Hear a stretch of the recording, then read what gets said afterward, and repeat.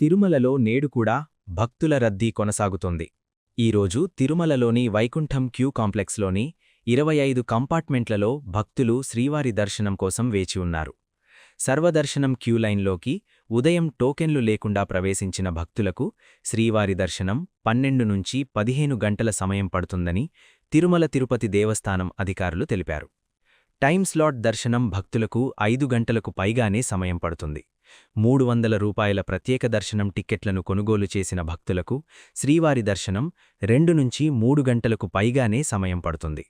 నిన్న తిరుమల శ్రీవారిని 73,035 మంది భక్తులు దర్శించుకున్నారు. వీరిలో 27,090 మంది భక్తులు తమ తలనీలాలను సమర్పించుకుని మొక్కులు చెల్లించుకున్నారు. నిన్న తిరుమల శ్రీవారి హుండీ ఆదాయం 4.48 కోట్లు వచ్చిందని అధికారులు వివరించారు. మార్చి 2వ తేదీ నుంచి 9వ తేదీ ఆన్లైన్లో శ్రీవారి వస్త్రాలు వేలం వెయ్యనున్నట్లు తిరుమల తిరుపతి దేవస్థానం అధికారులు తెలిపారు.